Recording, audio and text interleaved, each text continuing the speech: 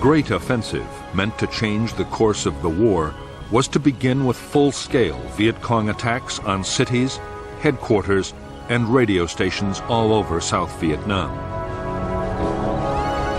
The shock of the offensive would cause the South Vietnamese Army to collapse. Government troops would be encouraged to mutiny, and some might even be persuaded to turn their guns on the Americans. At the same time as the military offensive, the signal would go out for a nationwide uprising by the people of South Vietnam. It would be led by the secret youth leagues and workers' groups already in place in the cities.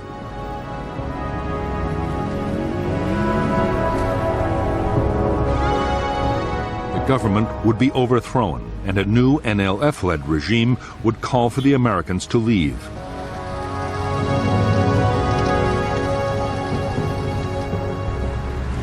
NLF planners believed that with the world looking on, the Americans would have little alternative but to go.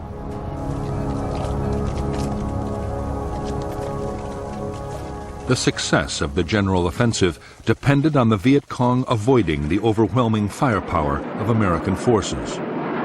Fortunately, the cities and towns were garrisoned by the much less formidable South Vietnamese Army.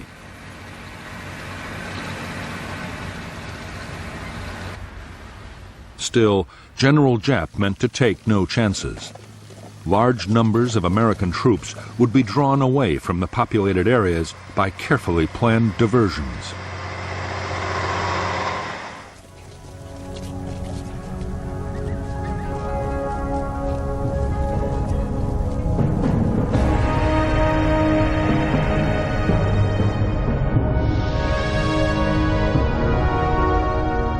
In the last months of 1967, the North Vietnamese Army meant to attack government troops at Song Bay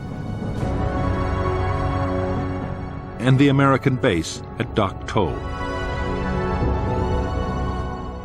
The U.S. Marine outpost at Con Thien would also be hit, and forces would be massed around Khe Sanh. An elite NLF regiment would also hit the South Vietnamese Army garrison at Loc Ninh. The attacks near South Vietnam's borders would draw American forces away from their main base areas and deep into the interior. The general offensive and uprising would then begin. The Viet Cong would attack the national capital, Saigon, most of the country's 44 provincial capitals, and over 100 other towns.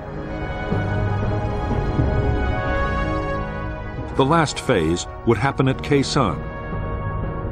There, the NVA would win a major victory over the United States in a huge set-piece battle that would destroy the American will to carry on the war.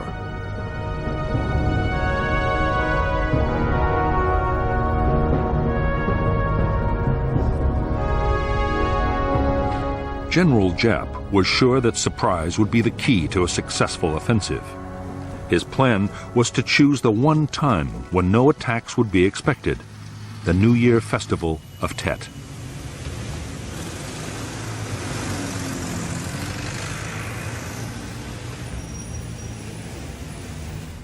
In previous years, an informal ceasefire over the holiday had seen vast numbers of South Vietnamese Army troops on leave, celebrating with their families.